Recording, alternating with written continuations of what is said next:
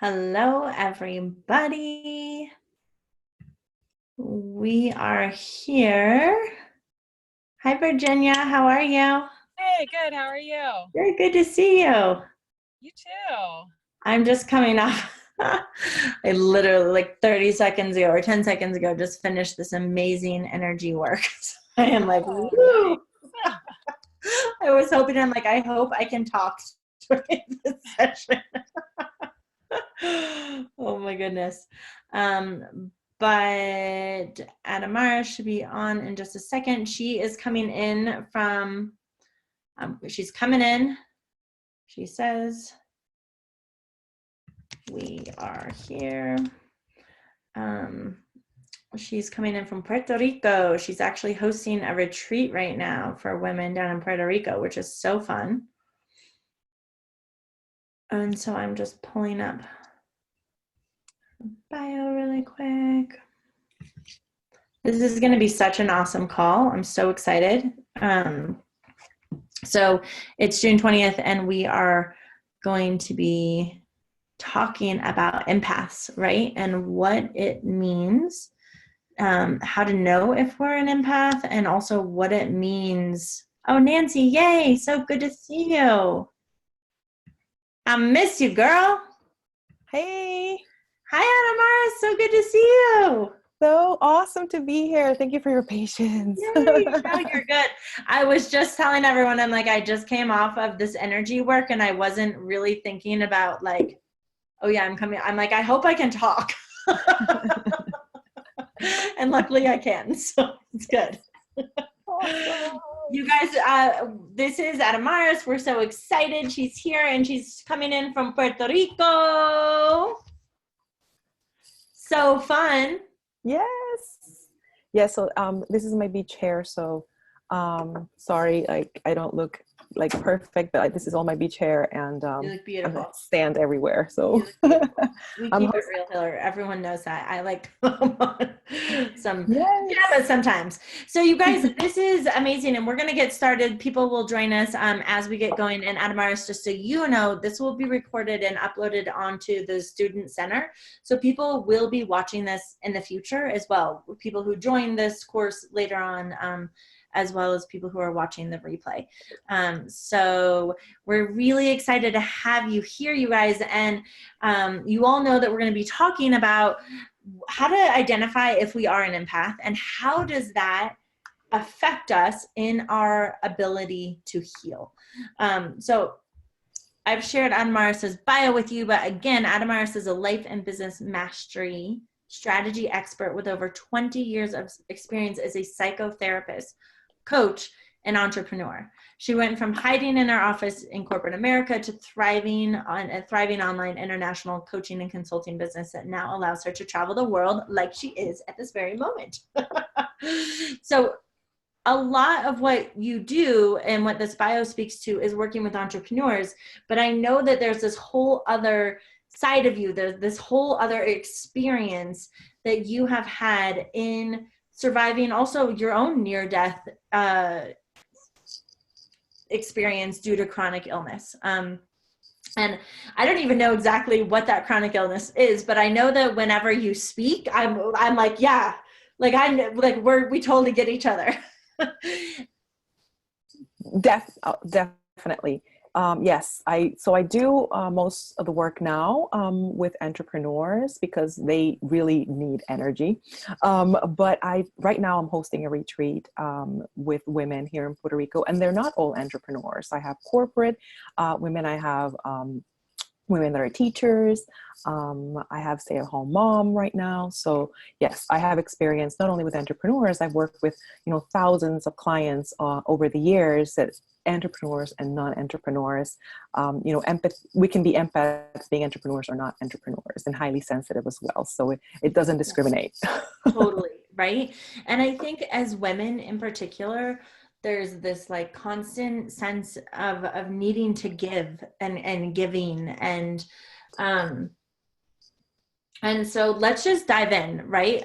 Because my hope is that everyone can gain some insight into who gain clarity onto who they are, right? How they operate in terms of being a highly sensitive person or not. And what that means, what do we need to do with that knowledge so that we can continue this healing journey? Everyone here has been adopting anti-inflammatory eating and practicing some forms of breathing and drinking water and like all that amazing like action steps that you can take to heal physiologic, as can do like people every month to talk about what are the other pieces we can put together in order to experience that entire vital, amazing healing and energy. Well, I am, first of all, thankful and honored that you have me here, because it is a passion of mine to share and educate about mindset and how your beliefs, your programming really affect your health. I was chronically ill. I became chronically ill about 15 years ago. And I thought I was going to die. I really didn't think I was going to make it because I couldn't even eat food. My body was shutting down. I couldn't digest food. And it had to do with my adrenal system. And our adrenal system, basically when our hormonal system goes array, your whole entire body is going to go array. And so the stress that I had been living, the way I was overworking myself because I thought I had to prove that I was good enough, that I was, for my employers, I thought that I had to overwork myself to prove to them that I was worthy of my salary. I was, trying to prove to partners that I was worthy enough for them to be with me. I was trying to prove that I was worthy daughter, that, all the money that my parents spent in my education was worth it. And so I lived a life of proving to people that I was good enough. And my body just could not take it anymore, and it was shutting down. And so I had to, first, of course, my eating is where I focused first. So my eating, and then I realized that it wasn't enough. My body was not healing as it should be healing, as I was told that, changing my diet the changes that my diet would do were not really manifesting as they should have, or what they looked like. And then I realized, well, I have not changed what caused the problem in the first place. So I'm still trying to prove, even in the middle of my illness, where I can't eat, I can't leave the house. I lost my job. I had to quit because I couldn't work. Even in the middle of that, I was still trying to, not let people know that I was sick, and still trying to prove that I was good enough. And so that's why I can relate. Yes. Yeah. And that's why I think this is so important, because we have to do both. Like, we have to approach, yes, our eating, but we also have to approach the way that we live life and the ideals that we have, our values and our programming. Because if we don't approach that, then we might get better temporarily, and then the cycle will start all over again. That's why we see that sometimes people heal from, chronic illnesses like cancer, and then their diabetes gets much better, and then all of a sudden they have a crisis, and it all comes back again. Because if we don't really focus on a soul, body, and mind approach and really clear out the reason we're getting sick in the first place, then it just comes all over. The cycle starts all over again. That's amazing. So good. So what do you find that worthiness is this very common theme for people with chronic health symptoms? Like, and how does that relate to being an empath or a highly sensitive person? I find in my experience that it affects everybody at a certain level, but women are more prone to feeling like that, because we've grown up with the idea that women have to take care of the house, but they have to be good spouses, but they have to be good mothers, and they have to be good daughters, and we have to still go and get the bacon, and we have to now work because we have to fulfill our desires of being in the workplace and getting our dreams done, and we can do it as good as men can do it, which is true, right? But then we also, at the same time that we're out there and working just as hard as men are working, we have to maintain the household, and it's our responsibility to make everything great. Our kids have their homework done, their husband has their clothes get ready, but then I have to check on the parents because I'm a good daughter, and if my brother or my sister have something chaos going on, and I have to go solve that chaos. And my good friend, my best friends, the girly girls have something going on, I have to go show up for that too. And if the dog needs washing, then I gotta go take the dog to get washed or groomed too. And it just becomes, the proving that I can get it all done to feel worthy. affects more women than men because, men have been told just go work. Your responsibility is to provide, and then everything else is getting get done. Yes, we've progressed a little bit. My husband is great. He's right now taking care of all the ladies in the retreat and feeding them and doing all that stuff. So we've come a long way, but still our programming is still deep ingrained inside of us. Yeah. And that list is exhausting. Just listening to you, I'm like, oh my gosh, I'm tired just hearing that, right? And from a real need, we have our body requires rest. Like it requires downtime. It requires the nervous system needs to regenerate. You like froze a little bit. Oh, yep, she is. Can you hear us, Adamaris? Okay. Can you hear me, Jenny? I can hear you. Can you hear me? I'm going to type in. I can hear you. Can you guys, everyone else, hear me and Adamaris when she's speaking? Thumbs up. Yes. Virginia says yes. Adamaris, can you hear us now? She was down in Puerto Rico and she's like, I don't know how the internet's going to be. And then she said it was good, but sometimes you never know. Let's give her a minute to come back on. Adamaris, if you hear us, feel free to log off and log back on. And I want everyone, while she's doing that, to think about what is your list. Like we are all, I know you guys, and I know you're super women. And I know you have a list, and we okay, we're going to do it. We're going to show up. Sometimes we don't even feel like we have a choice. We just have to show up and make it happen, right? Like let's just do it. But how is that list compromising your ability to heal? How is it compromising your overall health? How is it compromising the joy in your life? Because joy is part of healing. Having downtime is part of healing. Taking that pressure off of ourselves is part of healing. And can we feel worthy if we allow ourselves the space to say no and to put up some of those boundaries? I can see Virginia's like nodding her head. She's like, yes, yes, yes. I'm just going to message Adamaris and see if she can get in. But Virginia, would you mind? I'm going to unmute you for a minute, and I'd love to hear you share. Because I think it's really important for us to, when we share it, becomes more truth, right? Mm-hmm. Yeah, my boys are young, 5 and 7, so it's a lot of taking care of them.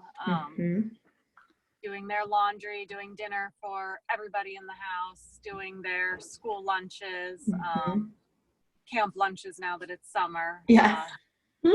Preparing dinners for me, and now it's been a little separate with especially the cleanse and the cleaner eating. So it's had lots of stuff in the freezer, which was mostly clean, but there was some hidden stuff. So I've been trying to, get my husband to eat that stuff. And it's a lot. And then cleaning the house, which is always very low on my list. Right. I'm right there with you, girl. But how does that make you feel? So there's this big list, what emotion or thoughts come up as you're sharing that?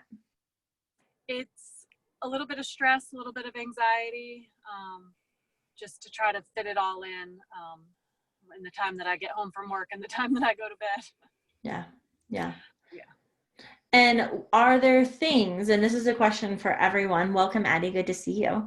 Adamaris is coming in from Puerto Rico, and something just happened with their internet. So we're doing a reflection of what she was just sharing around what we take on often as women, and the pressure we put on ourselves to feel worthy, to feel enough, to make it all happen, to hold everything together. And how, when you're describing this list, Virginia, and as everyone else is thinking about the list in their mind, how many of these are things that are shoulds, and how many of these are things that are necessary? Take a moment to think about that. Because in my experience, we do a lot of shoulding. And there's a lot of things that we feel like they need to happen. when in truth, in reality, if we let them go, more than likely, it's not going to make a huge difference in our life. Maybe for a moment, but the next day, the next week, and definitely the next year or two, we're not going to experience or even remember that. Yet we will have been able to conserve energy and move into our alignment, into our truth. Oh, good. Here's Adamaris. I don't know. Sorry, guys. I don't You're know good. what's wrong with my computer. I have internet, but my computer, I don't know what happened to my computer.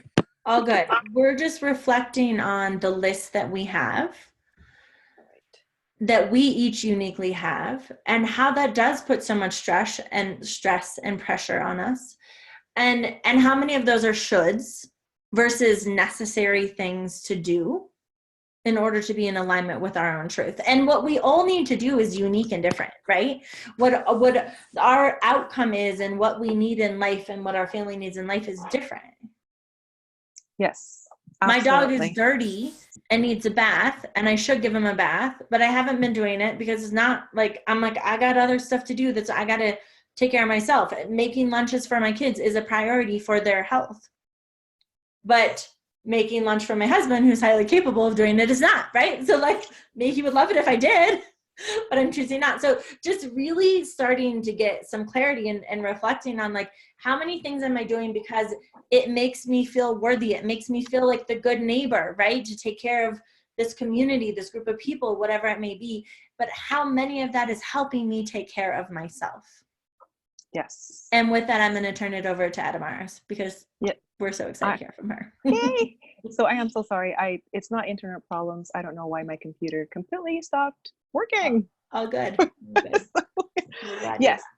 So I want to talk a little bit about, there is a difference. You can be highly sensitive and be an empath, but you can be an empath and not be highly sensitive. Oh, interesting. So I want to talk a little bit about that.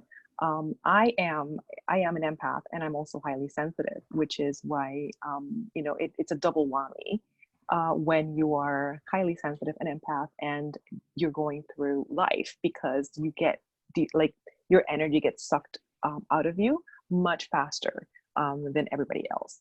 And so if you don't have a good plan of action on how you manage your energy and you set good boundaries, it's going to be very rough on your body. Because you're going to be constantly depleting your body from energy, and there's no way for you to replenish it in a safe way. So your body constantly feels, exhausted, overwhelmed, and it has to tap into its vitality. So that's how you get chronically ill over time, is the body has no energy of its own to replenish and to heal. And so it's like you're taking and taking and taking. And the body's like, it's making what it can, is doing what it can to keep you running, because you need to keep running, but you're not replenishing it. So the body's not healing. Right. So what exactly, can you define empath in case, if there's anyone watching this and is like, I kind of know what it is, but I'm not totally sure. Like what is an empath and what does it mean to be highly sensitive? How do we define those two things? Yes. So there's no like one definition of it, right? So there's nowhere you can go. It's like, that's exactly what the definition of empath is. But we have a habit of taking on other people's energies and emotions, and it pollutes our own energy. And so many natural born empaths and intuitives create chronic health problems like digestive. So digestive issues, if you suffer from regular digestive issues, back problems, headaches. I used to get migraines. That was my thing. It was debilitating migraines. So headaches, low energy. So if you feel fatigued, so fibromyalgia, things like that, low energy, hormonal problems. So your period is all over the place. You either get it too often, not enough.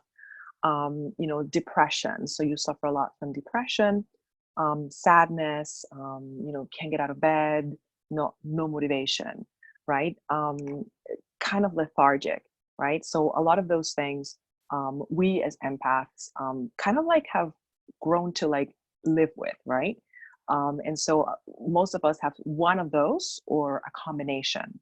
of those. Mine, I start noticing my neck right here becomes a knot when I've been to events. Like if I've been around too many people and have not have time to re-energize, I feel like my neck just becomes like a knot. And if I don't listen, it gets my lower back. Mm. And that's the support, right? It means support. So right then when I start feeling my neck, I was like, I'm taking way too much energy and I've not cleansed myself. I've not released it.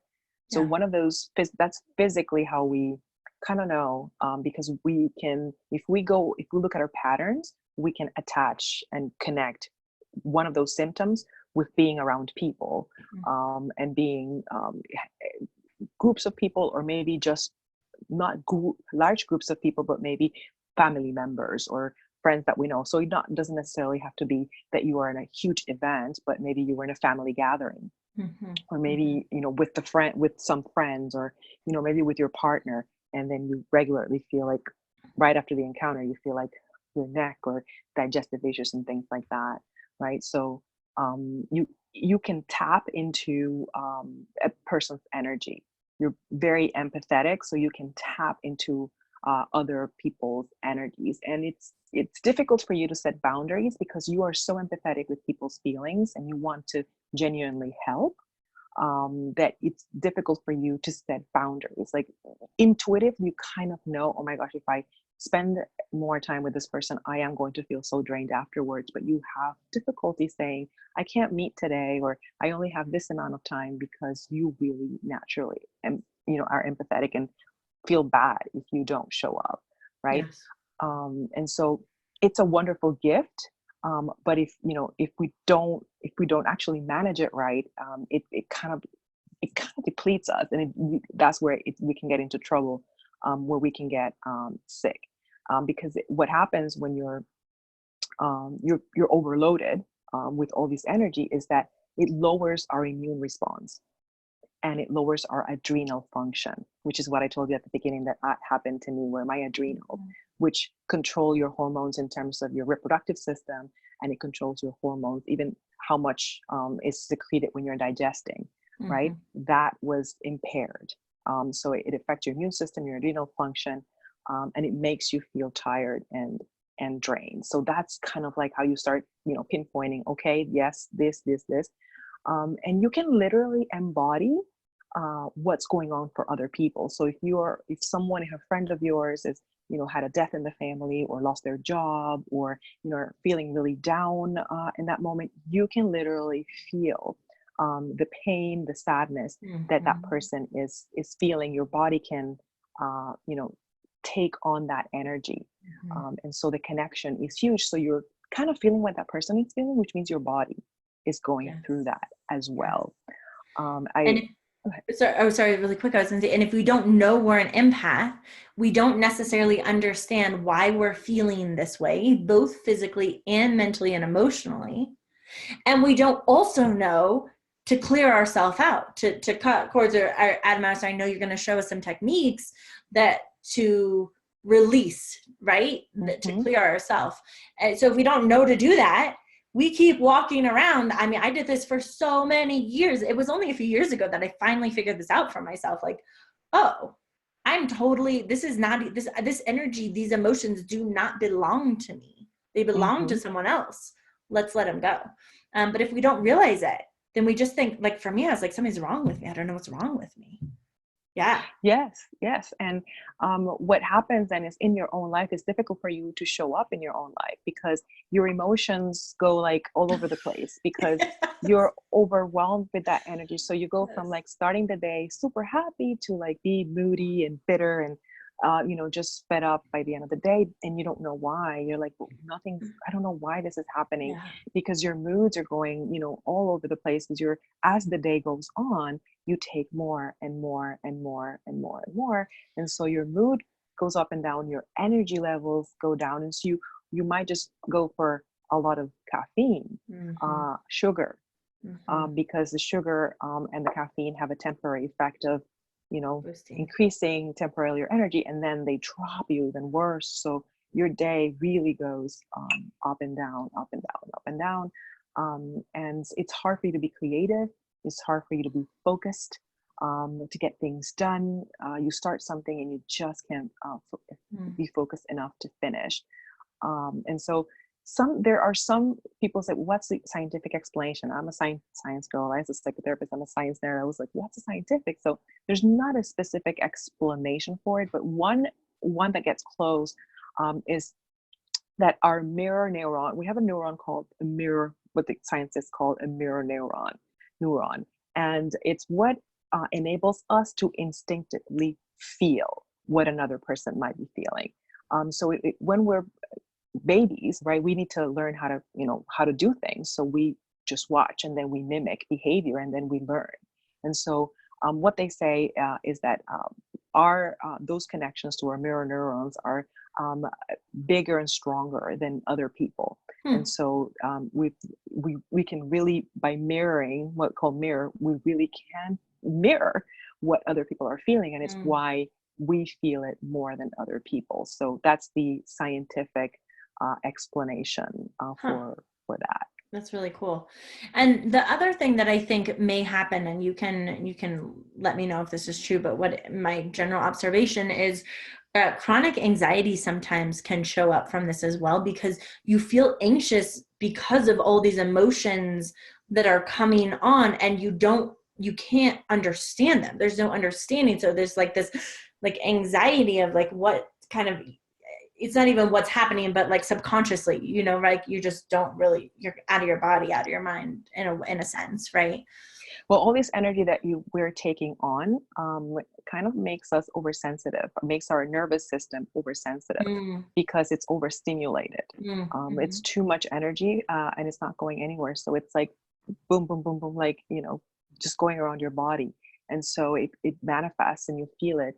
It's the same feeling as being in anxiety. So people might say it's anxiety, and it might not necessarily be anxiety. It's just the same symptom. It feels the same as anxiety, just like excitement. Like you can be excited about something and the body feels it as like, oh, this is like, it's too much stress on me. Like stress equals anxiety. So equals stress equals excitement.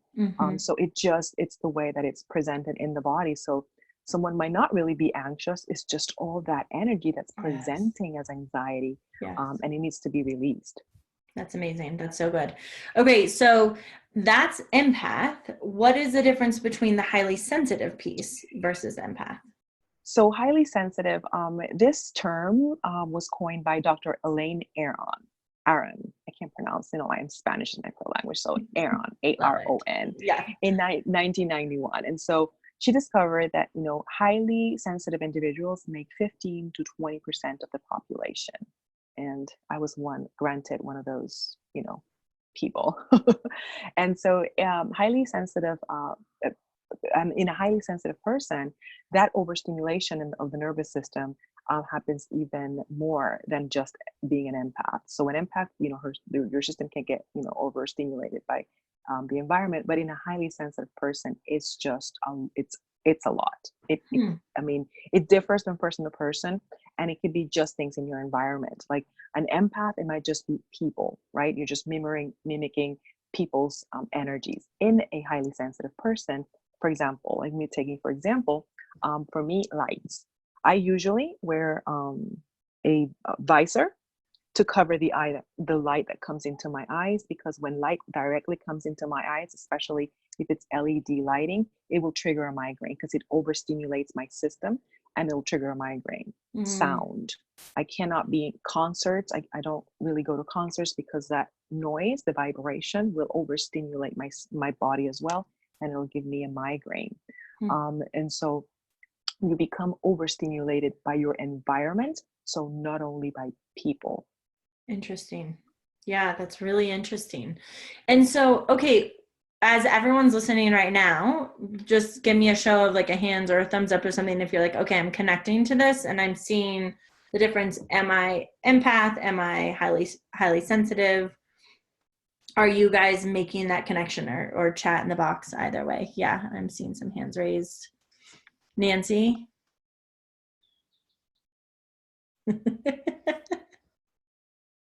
Yes. Making some connections. Awesome. Okay. So what do we do about this? we've decided, like you shared how this can affect it, manifest physically, how it can impact our mental and emotional well-being, how the difference between both being empath or highly sensitive or combined. Like, great, now we're making some connections, seeing this may or may not be me. What do we do if we do think we fall into one of these categories or both? The important thing is that you learn how to manage your individual needs, because every highly sensitive person is different. Like a highly sensitive person might not be sensitive to light like I am. So my self-care, not necessarily my strategy in self-care, doesn't necessarily apply to that person. Other people might be to sound, not like touch. So I'm highly sensitive to touch as well. So I can't wear suits because it just stresses me out. Like I used to work in corporate, and I didn't know that back then because nobody talked about this. This was 1991. I graduated college in 1992. So there was no internet then, so I couldn't Google, my neck hurts after wearing suits. So I didn't know any of that. And my days would be miserable because at 3 o'clock, I would have just like a log on my shoulder because I can't have, strong, big necklaces or anything. Metal, I can't wear earrings. What I have are studs that are plastic because I can't wear any metal, even gold, because my body it's too sensitive to it.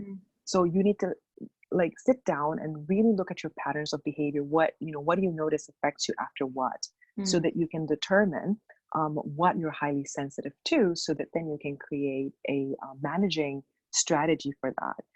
One thing that is good for everybody that I recommend is grounding.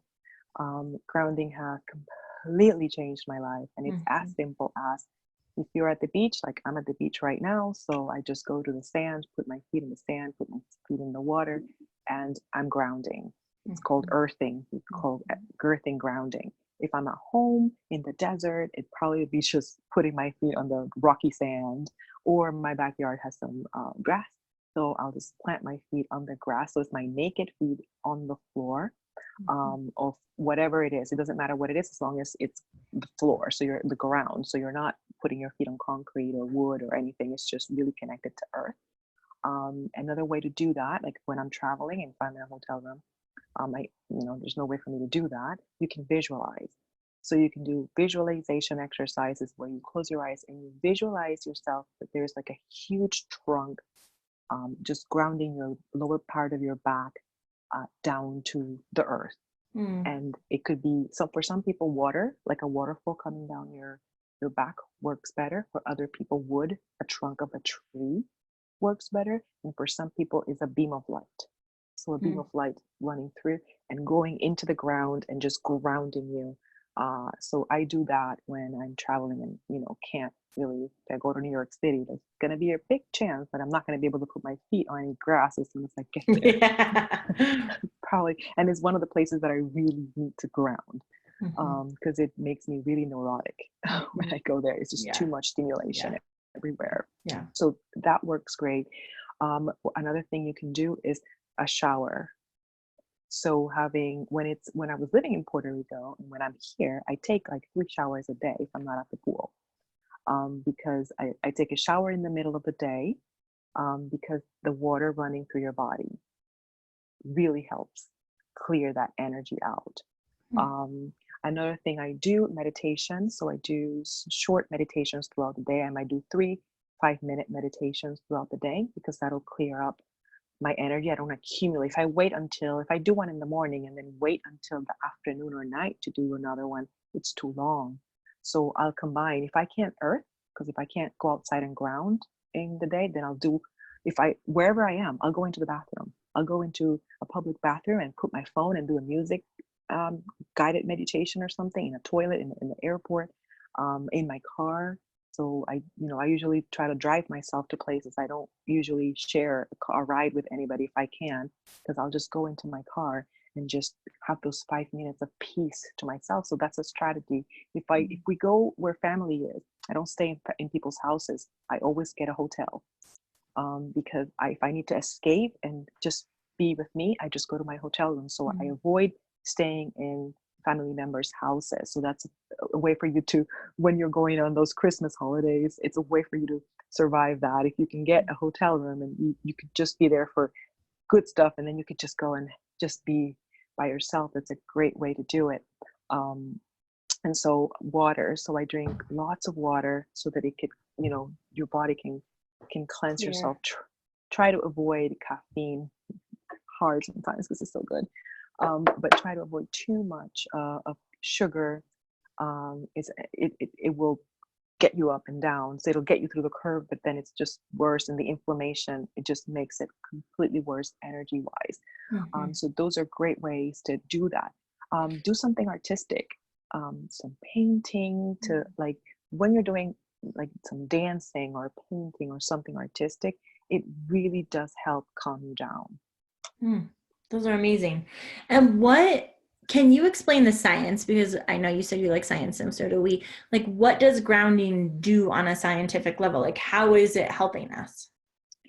What it's doing is really, I don't like the word balance, but it's kind of what it does. It balances your energy. So what you're doing is you're accumulating a lot of negative energy throughout the day. You're taking on everybody's energies around. So it's other people's energy inside your body, and it becomes too much. So when you ground, there is actually energy exchange. So it's actually been proven scientifically that there is an energy exchange, and it replenishes you. Physically, your face, like I've done, and you could try it too. I've taken picture before and after, and my face is completely different. Oh, that's a fun idea. Yeah. Yeah, you could try. My face is completely different. When we go to the lake, we have an RV. We go there for the weekend. But if I feel like I'm getting sick, I tell my husband, pack your crap, we're going. And we'll take a picture while we're there, and my face is completely different than it is when we're in the city, in the hustle and bustle. And that has reinforced that nature is power, and especially water. The water's ions are very, very powerful. And one of the things that I've noticed before I knew any of this, because I told my husband, when we go to the lake or the beach, I cannot think negatively. I try because it's my pattern to worry, but I can't. The power, the energetic power of the water or the forest is so overwhelming that it affects how you think. Yeah. Well, it puts us into more of a parasympathetic nervous system response, right? And when our nervous system is jacked, when our nervous system is in the fight or flight, which is what affects it, the adrenals put us into. Our adrenal fatigue happens due to fight or flight, right? And all of this impacts our nervous system. If our nervous system isn't relaxed, if it can't recuperate, then it directly impacts the body's ability to heal. So we have to ground ourselves and help to put our body into that parasympathetic response so that we can heal the nervous system, which is like the foundation to supporting the body and the regeneration process. Our nervous system is electric. Yeah. Our nervous system is electricity, and you say fight, flight, or freeze, because we could also freeze. That's also a response when you're in fear. Yeah. And so what grounding does, what being in nature and those breaks do, is that it changes the charge in your nervous system. And so it kind of resets it. Because like you said, when you're in fight or flight or freeze, the chemicals that are secreted in your body are chemicals that they are needed if you need to be saved from a tiger, so a tiger doesn't eat you, or you can escape a robber, right? But if you have to maneuver in a dangerous car situation where you need those chemicals, but if you're constantly releasing those adrenaline, for example, cortisol, if you're constantly secreting those lead to inflammation. And those chemicals, your body was not designed to live on that. And so when you're overstimulated by all the energy that you have in your body that you've taken from people, or by the environment, like the light overstimulates me, it triggers my body to be in fight or flight or freeze. If I am secreting those chemicals during the entire day, day in and day out, and my body is being bathed by that, it's affecting the charge, the energetic charge in my body. So by releasing that and connecting with nature and releasing that charge, then you are allowing your body to calm down, and you're allowing your body to regenerate and to heal. Yeah. That's amazing. And it really, I wanted to tie tie back to where we began, and I'd love to open up the floor for some Q&A in case people have questions for you. But there's this idea where we started of like, okay, our worthiness and having this big long list of things we need to do. I remember when I was teaching, when my son was very little, and it was like getting him out the door and me out the door and getting him to daycare and me to school was so stressful. And I'd always be like 3 or 4 minutes late. And I really hated being late. And I would put this amazing pressure on myself to be on time, but I would never be on time. And so it was like my heart would pound. I remember sitting at the stoplight every single day, and my heart's pounding, and I'm like, my body's getting tense because I'm like 3 minutes late. And that was putting me into this fight or flight every single day. It was like one very small example, right? Of like, I should be a certain way, but in reality, this is what was taking place. And I, now being like, if I just given myself permission to have the grace to, it's okay to be 3 minutes late. It's like, or to change my actions so that I wasn't late, whatever, right? Like to free that up, how much the chronic amount of stress that we put on ourselves really adds up so much. And so I wanted to circle around to like, how does this all, and I think I just gave one example, but like, how does this all connect to where we started the conversation around worthiness, around this big long list? Like, how does that tie into the empath, the highly sensitive, let's make a full circle with that aspect. Well, if you think that how all this affects, when we're empaths, we really aim to please. We are nurturers. We're usually nurses, therapists, coaches. Kids love us. Animals come to us. We see an animal in peril and we just run, whatever we need to do to save that little bird that's in the backyard. And so if you think about that's our nature. And how much energy of us is spent trying to nurture and save people in our environment. Add to that all the other stressors that people like work and generating money and taking care of ourselves and taking care of our homes, and all the responsibility, paying the bills and running a business and, all the other things to add to that. And then add to that, if you're highly sensitive. So on top of all those things, you're trying to save the world and generate money and do all those things. On top of that, the light gives you a migraine, and your shirt annoys you to no end. That's what your body is trying to buffer you from. And so the worthiness comes into, because it's impossible for you to fulfill all those roles and get all those things 100% perfectly like you're trying to do it, so you never accomplish it, so you never feel worthy. So underlying all that you're carrying inside, you always feel, no matter how much I try, I'm still not good enough. And so it's like the little drop that just makes everything, and then your body is the one that's buffering you from all of that. Until it just becomes a moment where it's just like, I can't buffer you from this anymore. I need your help here. Yeah. Oh, that's so powerful. Wow. And so, I had a really important question. I'm like, yes, everything you're saying, yes. What was my really important question, you guys? Boundaries. So, okay, you were saying, here's some grounding exercises we can do to help, right?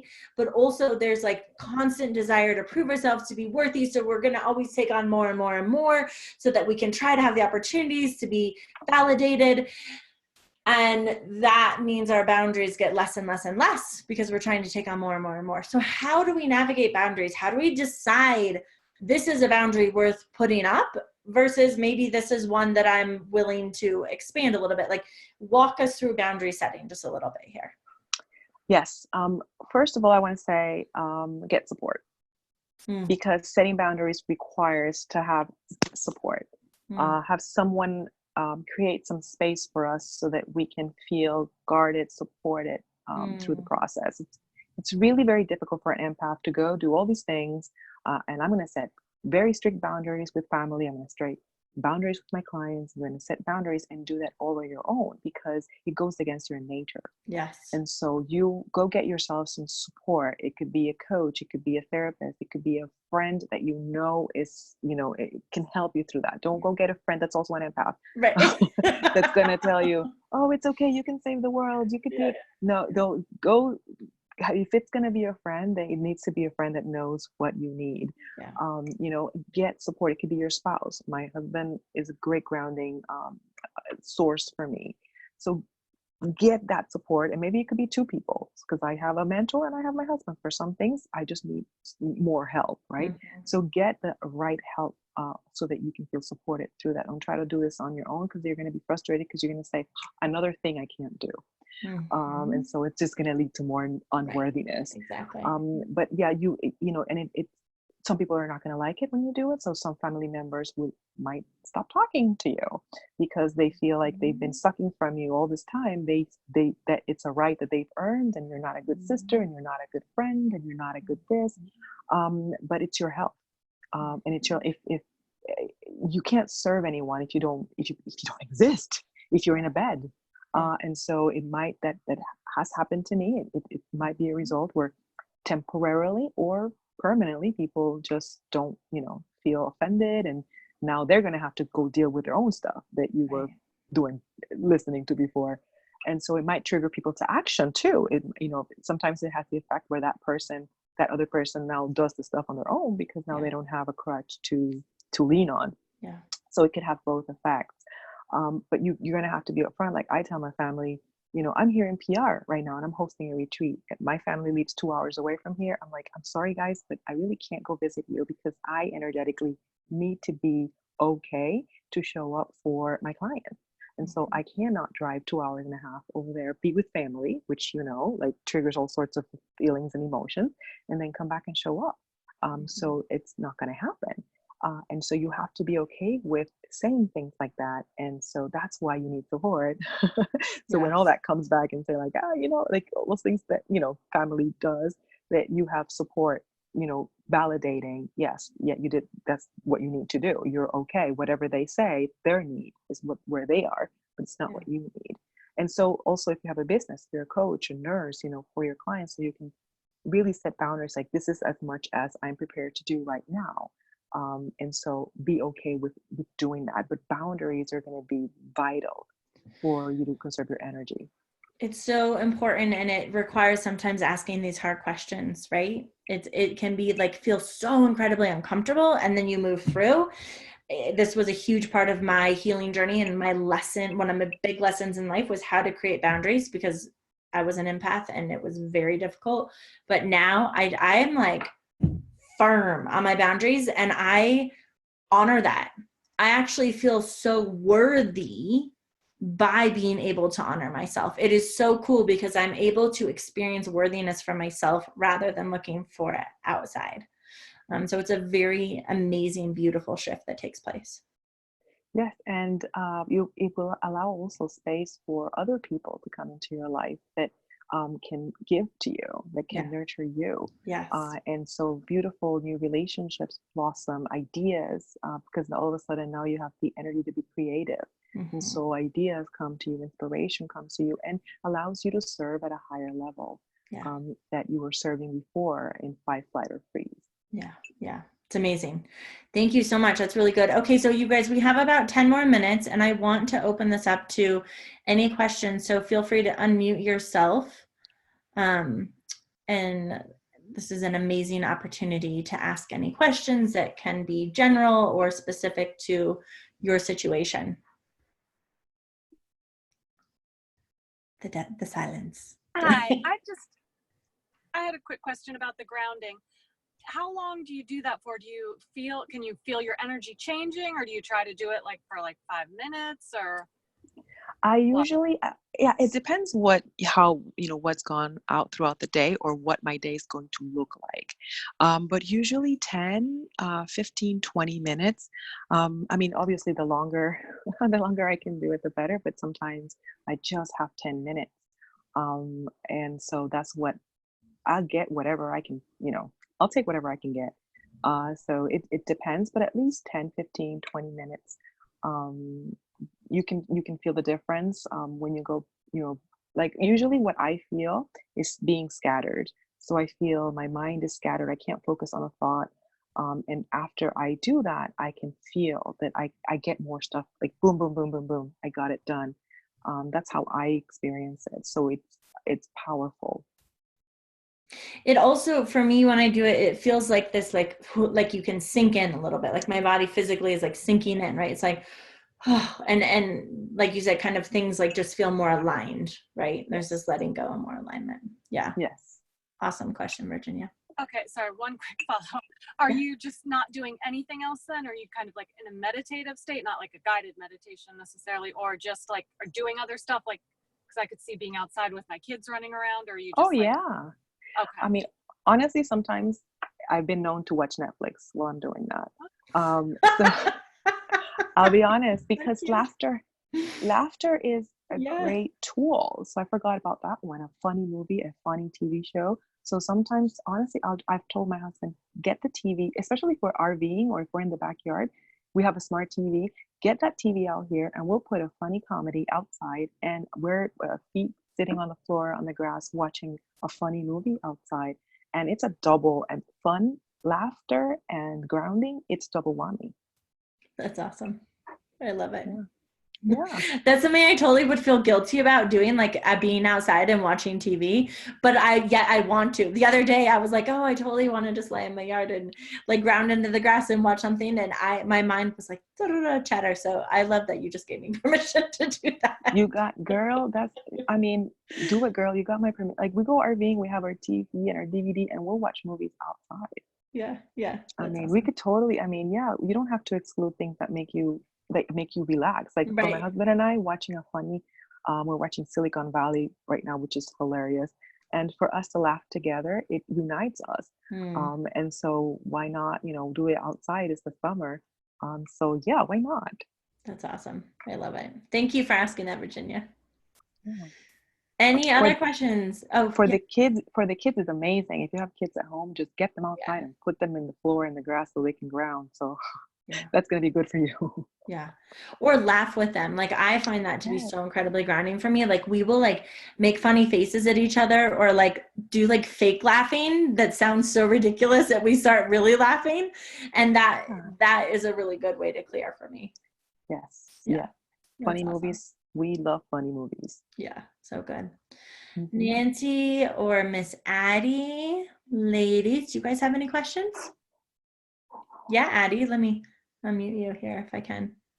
Or maybe you might have to unmute yourself. It's not letting me. Oh, there we go. Just real quick, I do have to get running because I have a group coming in. But I'm so glad that this is the speaker that we had today because I've been working a lot. I'm trying to find my balance, to center myself. It's really easy for me to do when I'm in my working environment because I'm with the horses all day. And we use our horses. That's one of the methods that are, one of our teaching things that we do with our students is helping them to center themselves and help the horse release. How do we release? Well, yawning, crying, it's different for people. And then so we've been doing this Masterson technique on the horses and some myofascial stuff. And so it's really like, as I'm helping the horses release and center, it's beneficial for me too. Yeah. So like, I'm doing good with that, because I do soak up other people's energies all day long. And it's so hard to like set up those boundaries. Like you said, like, it's just practice. This method will work one time and maybe not the next time, whatever, you just roll with it. My biggest thing, like I've got to have better meditation or something at nighttime to really bring myself back down because I can't fall asleep. I'm lucky to go to bed before midnight every night, no matter how tired I am.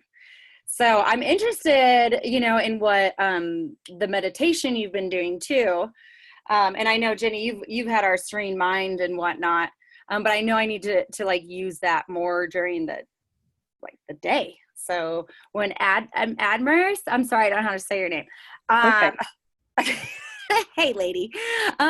So what kind of meditation are you doing? Like, can I look it up and do a guided one? You said it was only a few minutes, but like, To be honest, I do not it's as I simple overthink. as I don't I used to overthink everything, but it's as simple as grounding helps me. Actually, grounding helps me calm down. So if I've had a lot of calls, like a lot of coaching calls during the day, late afternoon, before dinner or after dinner, I will go outside and just put my feet on the floor because it really helps just get me down.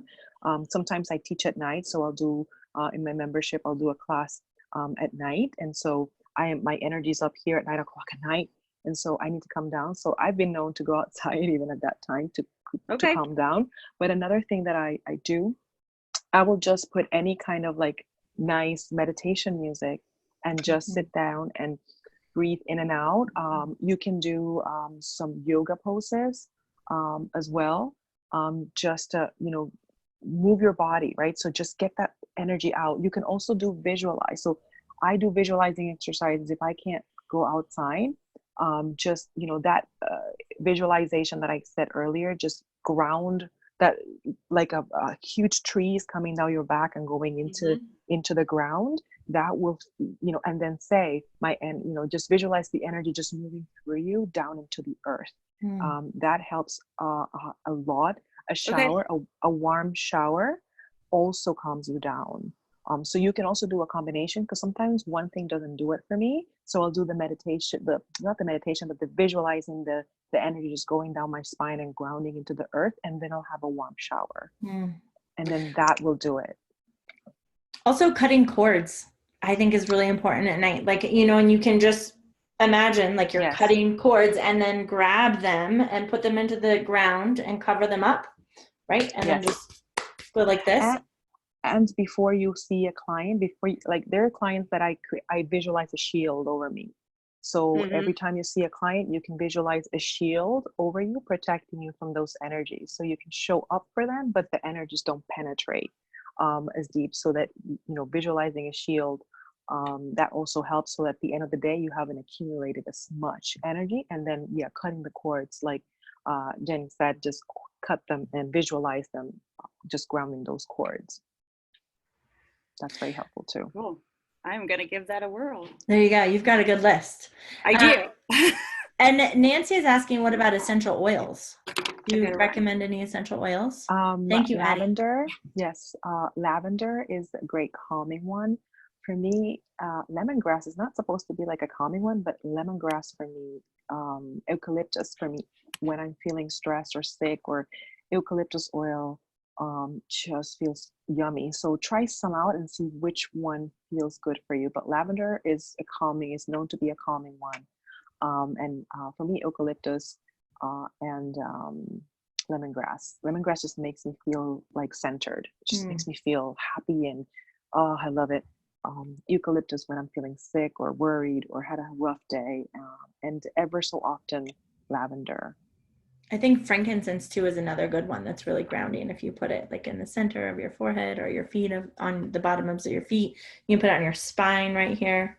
Yeah. I recommend people just try and see which one works. Because when I told someone lemongrass, like, lemongrass is not supposed to do that. I'm like, well, it does it for me, and that's what I need. That's awesome. So good.